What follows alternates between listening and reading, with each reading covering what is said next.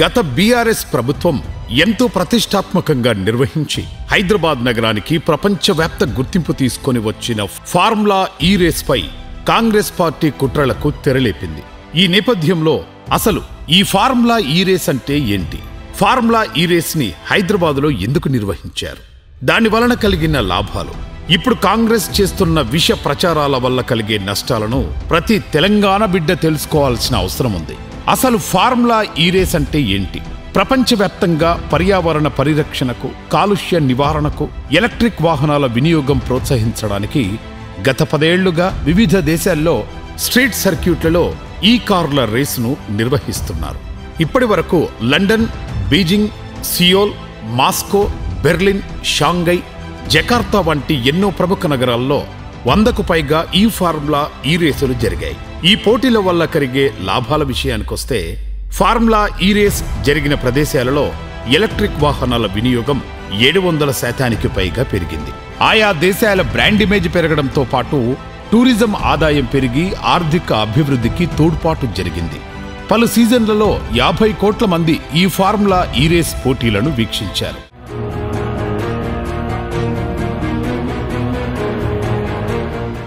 Net zero carbon ఘనత సాధించిన క్రీడ ఈ ఫార్ములా ఈ రేస్.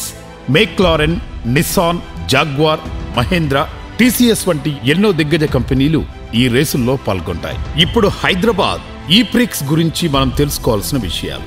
భారతదేశంలో మొట్టమొదటిసారి ఫిబ్రవరి 2023లో తెలంగాణ ప్రభుత్వ భాగస్వామ్యంతో హైదరాబాద్లో ఈ ఫార్ములా ఈ రేస్ ను నిర్వహించారు. అసలు హైదరాబాద్ నగరానికి ఫార్ములా ఈ రేస్ ఎలా వచ్చిందంటే, హైదరాబాద్ బ్రాండ్ ఇమేజ్ ను మరింత పెంపొందించి ప్రపంచవ్యాప్త గుర్తింపు తీసుకురావడానికి అప్పటి మున్సిపల్ శాఖ మంత్రి కేటీఆర్ చొరవతో హైదరాబాద్ నగరాన్ని ఫార్ములా ఈ రేస్ నిర్వాహకులు ఎంచుకున్నారు.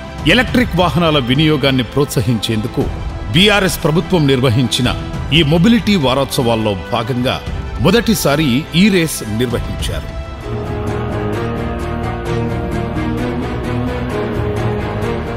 రాబోయే రోజుల్లో మరిన్ని రేసులు నిర్వహించేందుకు ఫార్ములా ఈ యాజమాన్యంతో తెలంగాణ ప్రభుత్వం దీర్ఘకాలిక ఒప్పందం చేసుకుంది. ఫార్ములా ఈ రేస్ హైదరాబాద్ రావడానికి మరికొన్ని కారణాలు కూడా ఉన్నాయి.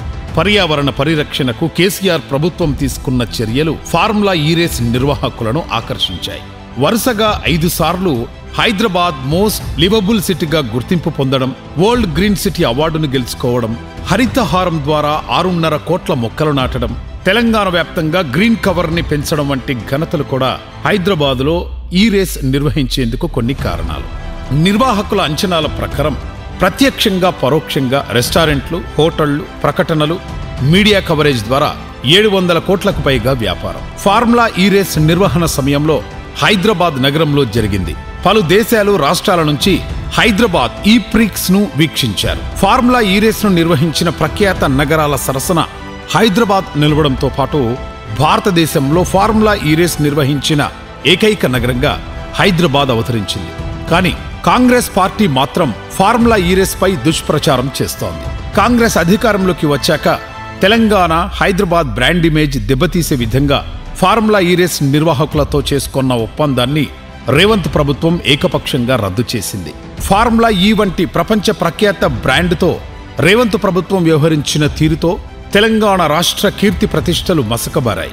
ఫార్ములా ఈ రేస్ నిర్వహణలో ఉన్న ఒక చిన్న టెక్నికల్ అంశాన్ని పట్టుకొని ఇప్పుడు కాంగ్రెస్ పార్టీ గత బీఆర్ఎస్ ప్రభుత్వంపై దుష్ప్రచారం చేయడానికి ప్రయత్నిస్తోంది.